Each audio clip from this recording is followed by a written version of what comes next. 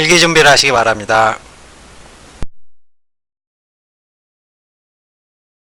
건국대학교 2017학년도 수시, 인문사회 그리고 상경계열 문제 1번 도표 문제 보겠습니다.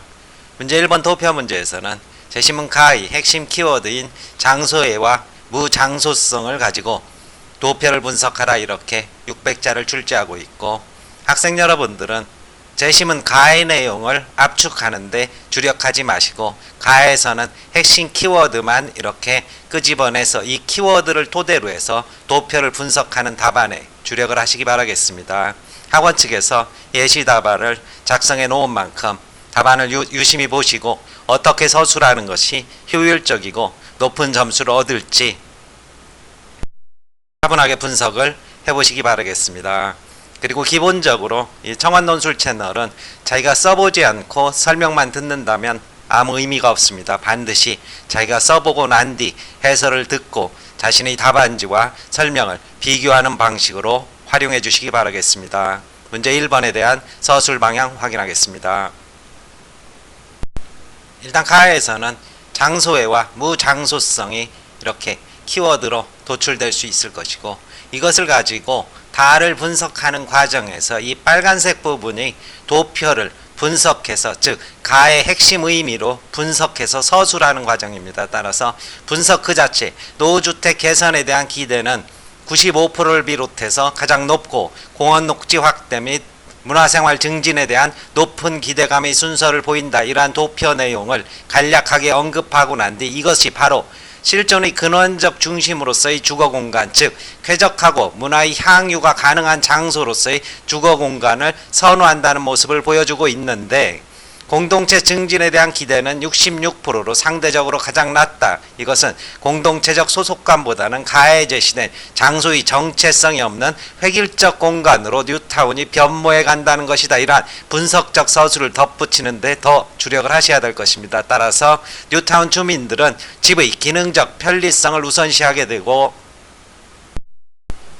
주택가치 상승에 대해서 비교적 높은 기대감을 가지고 있는데, 이건 역시 자본가치로서의 집에 대한 관심을 보여준다. 결국 뉴타운이란 신도시는 장소의 대상이었던 집이 공동체적 성격이 악화된 몰개성적이고 균질적인 무장소성의 공간으로 변화하고 있다. 이것이 대학에서 요구하는 도표의 핵심 분석이 될 것이고, 여기에 덧붙여서 대학 측에서는 낙후된 구도시가 주민들의 유대감 측면에서는 가에서 지적한 보편적 장소의 성격을 더 짙게 드러내고 있고, 다만 상대적으로 낮지만 공동체의 증진 역시 67.5%를 차지하는 만큼 생활 여건이 향상된 뉴타운에서 새로운 장소애가 형성될 가능성도 시사한다. 이런 정도의 덧붙임이 있을 때 가점을 준다고 얘기를 했습니다. 따라서 전체적으로 가의 핵심 키워드를 가지고 도표를 분석하는 데 주력할 것, 그리고 두 번째는 가의 핵심 키워드는 간략하게 제시할 것, 이것이